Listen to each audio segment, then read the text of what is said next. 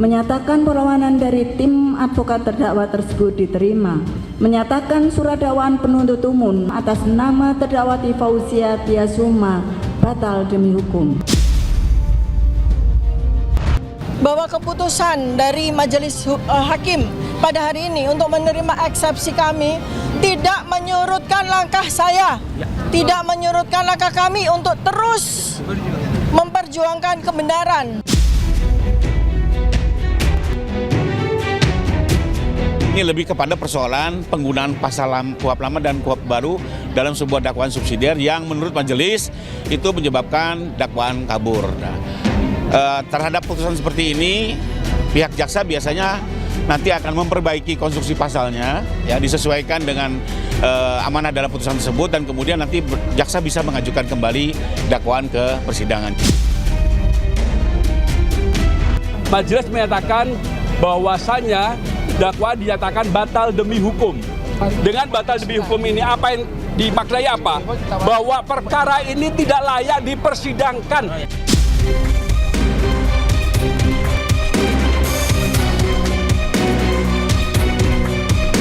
Kalau buat mereka itu kemenangan itu hak mereka, ya. Bahwa untuk sementara kan begitu. Tapi kalau sudah masuk dalam pengadilan yang pokok perkara, ini kan sudah masuk pokok perkara. Nah, putusan sela ini hanya memberhentikan sebentar terhadap kecacatan daripada surat dakwaan dari jaksa penuntut umum.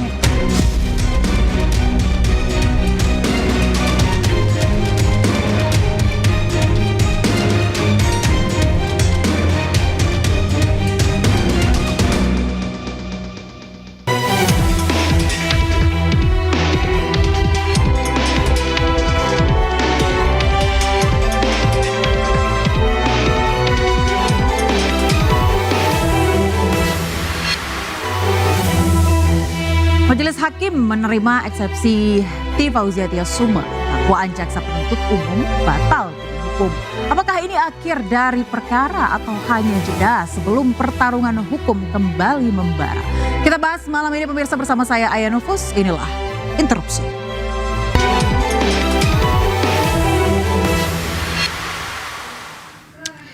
Seperti biasa, Interupsi selalu menghadirkan narasumber yang luar biasa. Di sebelah kiri saya, jas berwarna coklat, ada Bang Ade Darmawan, Sekjen Peradi Bersatu. Selamat malam, terima kasih. Assalamualaikum. Waalaikumsalam. Semangat ya Bang ya. Tetap semangat. Tetap semangat ya. Ada Bang Rifai Kusumanegara, pengacara Joko Widodo. Kita kembar ya Bang ya. Siap, malam Mbak Aya. Terima kasih sudah hadir. Bang Al-Katiri, Selamat pemirsa. malam. Dan juga di sebelah kanan saya sudah ada Abdullah Al-Katiri, pengacara Fauzia Tiasuma. Terima kasih Bang sudah hadir, dan pastinya ada Dr. Tifa sendiri yang sudah hadir di studio Interupsi. Terima kasih. Saya langsung saja, tidak usah berlama-lama karena baru beberapa jam eksepsi Anda dikabulkan. Udah muncul drama katanya abu-abu begitu ya terkait dengan hasil sidang hari ini. Kalau menurut Anda eksepsi dikabulkan ini good news atau bad news, Dok? Ya, semuanya begini ya. Semua yang terjadi itu atas kehendak Allah Subhanahu wa taala ya. Jadi ketika saya mendengarkan, saya menyimak pada saat hakim menyampaikan apa yang beliau sampaikan pada saat itu, ya pikiran saya kan selalu pada aspek mitigasi risiko. Artinya risikonya itu kan bisa diterima, bisa ditolak. Dua-duanya kan risiko. Kalau diterima risikonya apa, kemudian kalau ditolak risikonya apa. Dan seperti biasanya karena saya ini adalah yang terbiasa konteksnya itu dalam konteks penelitian ya, saya selalu berpikir pada posisi prediksi. Worst skenario-nya apa, seperti itu. Worst skenario-nya ya sidang, kan begitu kan. Ya sudah, jalankan, memang karena sudah masuk dalam tahapan sidang, ya sudah jalankan saja sidang. Dan kami kan senang sekali andai kata misalnya worst skenario terjadi ya, karena sudah berhari-hari ya Pak Al-Katiri ya. Berhari-hari sejak kami menerima tumpukan BAP itu sekitar mungkin lebih dari 10.000 halaman kita sudah pelajari sama-sama, dan kita sangat bersemangat andai kata sidang memang berjalan gitu ya. Tetapi qadarullah, Allah Subhanahu wa taala menghendaki hal yang lain. Jadi eksepsi kami diterima, ya sudah gitu. Jadi kalau ketika eksepsi kami diterima, ya saya akan berkonsentrasi untuk mempersiapkan diri, karena ada 9 sidang yang akan berjalan kan terkait dengan ijazah ini ya. kemungkinan besar saya akan dihadirkan seperti CLS waktu di Solo sebagai ahli, maka saya sudah mempersiapkan diri ya. Jadi 709 dokumen ini kan kami sama-sama sudah pelajari selama 1 tahun. Kurang lebih 449 hari ya sejak tanggal 30 April 2020. Jadi saya bersama dengan para advokat kami sudah lebih dari siap sebetulnya untuk sidang. Tetapi ya Allah mengendaki bahwa pada hari ini ada sebuah keputusan terbaik yang didatangkan langsung oleh Allah, yaitu dalam bentuk eksepsi kami diterima. Tapi yang paling menarik adalah dari pihak Pak Jokowi sendiri mengatakan bahwa JPU punya kesempatan untuk melakukan revisi terkait dengan hasil sidang tadi. Sebetulnya kalau saya boleh sarankan ya, selama ini kan udah sering berkomunikasi dengan sangat baik dengan Bang Rifai, dengan Bang Firmanto gitu ya. Saya gini, nggak usah harus fokus energinya kepada persoalan ini yang udah selesai pada hari ini.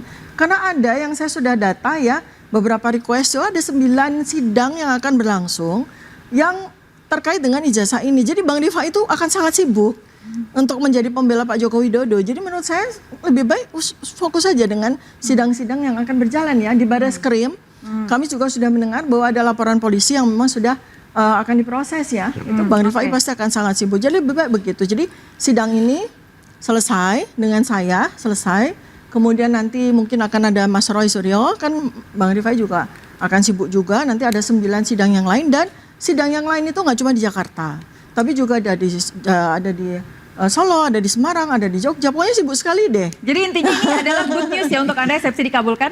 Iya tentu saja. Tentu saja. Anda selalu menerima ya apapun itu. Saya selalu sampaikan bahwa kalau eksepsi ini diterima, saya akan mengucapkan alhamdulillah.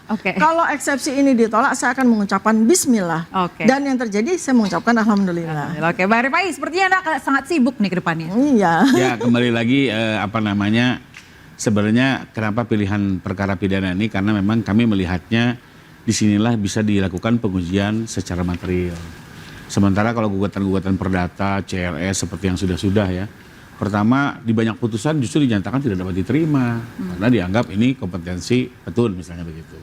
Kedua, kalaupun masuk, memang itu perkaranya hanya periksa secara formal. Itulah perbedaannya perkara perdata tun dibandingkan dengan perkara pidana. Jadi memang Pak Jokowi sendiri juga waktu membuat laporan dulu kan boleh dibilang beliau sendiri sangat prihatin. Artinya terpaksa menggunakan upaya hukum ini. Tapi di satu sisi beliau juga sudah menyatakan beliau hanya ingin diuji soal keaslian ijazah gitu ya. Nah terkait dengan misalnya pun terbukti, beliau akan menyatakan di sidang akan memaafkan dan juga misalnya kalau sampai juga harus dinyatakan bersalah, beliau akan memohonkan agar dimaafkan, dan kalau misalnya pun harus dihukum yang seringan-ringan ataupun dengan putusan yang tidak bersifat pemidanaan, tidak bisa penjara. Jadi sekali lagi nggak ada maksud untuk mempidanakan atau apapun, lebih kepada forum yang bisa menguji material hanya itu. Terus kedua, sebenarnya ada satu hal, kalau memang kita nggak lanjut, ada satu hal juga yang menarik nih. Saya men-challenge lagi Bu Tifa nih. Apakah mungkin kita gunakan saja RJ Bu? Jadi kalau RJ itu kan mungkin win-win gitu ya. Mumpung ini barang sudah kembali lagi ke penuntutan, dan kalau bicara penuntutan dan penyidikan kan kita menggunakan KUHP lama. Di pasal kepeliharaan dan pasal KUHP lama. Kenapa harus RJ Bang? Karena sudah dikatakan oleh Dr. Tifa akan berjuang. Karena kalau RJ dia sepakat. Sepakat kedua belah pihak dan win-win. Dan saya pastikan itu akan berhenti. Anda mau RJ? Karena dimungkinkan RJ di tahap penuntutan loh ya. Beda RJ di persidangan ya. Oh beda ya? Jadi kalau di penuntutan selesai dia tidak akan maju sidang. Oke, gimana tanggapan Anda dokter? Gini ya, saya tuh sejak 29 Januari 2025 tuh sibuk sekali menerima permintaan RJ ya. Mulai dari teman-teman Mas Ade, bahkan dilakukan di Polda, dilakukan di maunya ketemu di restoran, kemudian juga berkali-kali ya Pak Alkatiri, kita berdua sibuk sekali menerima permintaan RJ. Salah satunya Bang Ade itu? Enggak ya, timnya Ade? Enggak Bang Ade, enggak Bang Ade baik. Ya itu, lalu kemudian tahapan setelah para teman-temannya Bang Ade ini udah selesai, lalu kemudian ketika kita pelimpahan itu juga kejaksaan juga menawarkan kepada kami untuk RJ. Lalu kemudian setelah kami mengikuti sidang, pada sidang perdana juga hakim menawarkan RJ, dan berkali-kali juga kami sampaikan kami menolak RJ itu. Sebab apa? Tidak ada yang perlu saya mintakan maaf ya. Karena apa? Bukti-bukti ini ya, 709 dokumen ini itu sudah kami pelajari. Justru saya selalu bilang, ya selalu saya katakan, ini kalau sampai sidang, ini sebelum sidang ya, ini kalau sampai sidang kasihan Pak Jokowi, kasihan negara ini, kasihan saya bilang. Beliau akan bolak-balik untuk hadir selalu kepada persidangan karena beliau jangan lupa beliau itu sebagai saksi pelapor, beliau wajib untuk hadir dan akan kami tanyai 709 dokumen yang sudah kami data tuh menghasilkan 2.000 lebih pertanyaan. Lalu jika persidangan ini dihentikan, Pak Jokowi tidak hadir, bagaimana Anda melihat ini? Ya, Pak Jokowi harus siap-siap juga karena 9 tuntutan laporan yang sudah kita juga dengarkan dari beberapa pihak itu nggak melulu perdata, nggak melulu citizen lawsuit ya, ada beberapa pidana juga gitu ya. Jadi saya pun juga udah siap-siap untuk menjadi ahli. Dan tentu saja saya akan memberikan yang terbenar, saya akan memberikan yang teradil, saya akan memberikan yang terjujur, terutama dalam hal posisi saya untuk memberikan penjelasan scientific base terkait dengan 709 dokumen. Ya. Oke. Boleh saya lanjut nggak? Oke, boleh. Saya mau tanya tanggapan Bang Adi dulu sedikit. Boleh, silakan. Meskipun nanti apabila memang persidangan ini berhenti begitu ya, Pak Jokowi juga tetap harus siap-siap karena masih ada 9 yang sudah, persidangan lagi yang harus dihadapi. Bukan saya ya, tapi kan saya udah berkali-kali sampaikan. Kalau TIFA sampai sidang akan muncul TIFA 1, TIFA 2, TIFA 3, TIFA 4, dan ini udah terjadi. Oke, silakan tanggapannya Bang Adi. Ya, Mbak ya, kalau kita berbicara terkait sidang, tentunya itu adalah konsekuensi bagi Pak Jokowi ketika melaporkan tentu dia harus siap. Itu yang pertama. Yang kedua, Pak Jokowi juga nggak sabar kok untuk menantikan ini. Terus kemudian kalau dikatakan bahwa ini akan lama, saya rasa energi Pak Jokowi juga masih cukup untuk mengikuti itu. Tetapi kalau dikatakan ada 2.000 pertanyaan dan lain sebagainya, kan tidak begitu prakteknya. Bahwa semua pertanyaan itu harus dijawab dalam peradilan itu kan bisa keberatan juga. Artinya kita untuk berupaya seolah-olah hati-hati loh Pak Jokowi. Pak Jokowi tidak takut dengan hal itu. Kita juga sudah. Terus kemudian dikatakan berhenti. Apakah ini berhenti? Ketika kemudian ada interupsi. Iya, silakan. Saya Bang Ade, ini saya bicara sebagai dokter. Saya bicara sebagai silakan, dokter. Bu Tifa, saya biar saya jelaskan dulu bahwa Pak Jokowi tidak akan pernah gentar juga untuk urusan seperti ini. Kenapa? Ini adalah harkat dan martabat beliau. Ya kan? Interupsi yang dituding-tuding, Anda harus memperhitungkan kesehatan beliau didatangin yang di sudah kuburan, ya kan? Sejak berbulan-bulan saya marwah keluarga pun dibawa-bawa kita harus kasihan kepada Pak Jokowi Widodo. Jadi kita harus kasihan kepada usia beliau yang sudah lansia. Pak Jokowi Widodo yang kita kasihani, yang kita kasihani justru ibu yang kita kasihani. Sudah bukan advokatnya Pak Jokowi Widodo.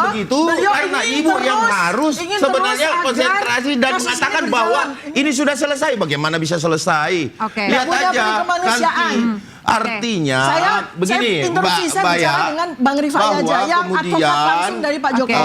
Bahwa kemudian persoalan ini tentu masih ada pasal yang pengen manggung terus kan orang ini Pak Bang. Diperbaiki nggak atau tidak? Ya kan? Bang Ade, bagaimana Anda yakin bahwa Pak Jokowi ini siap?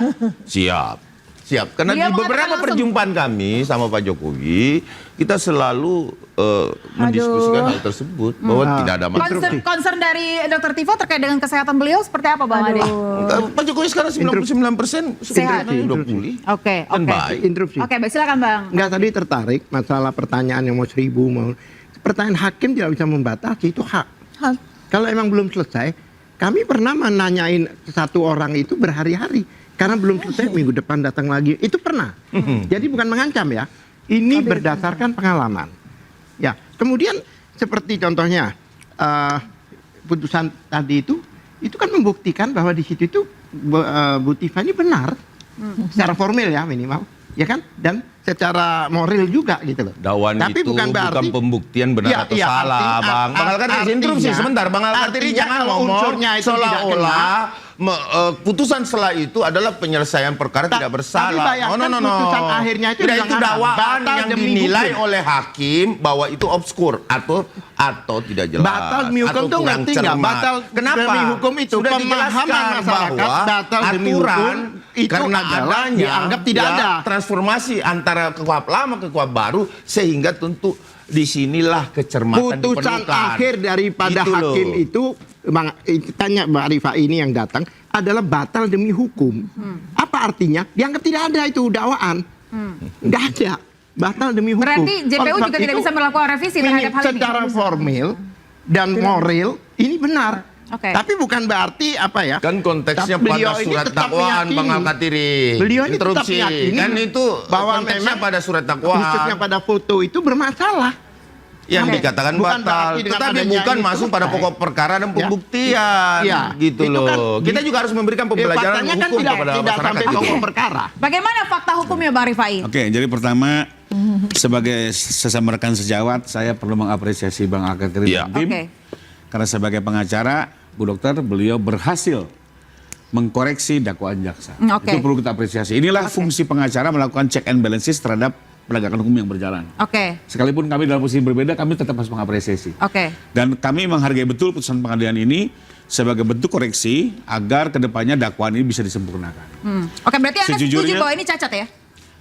Memang saya melihat ada persoalan penggunaan delik yang sama. Oke, ya. delik. Kita akan bahas lengkapnya pemirsa, tetaplah bersama kami di Interupsi.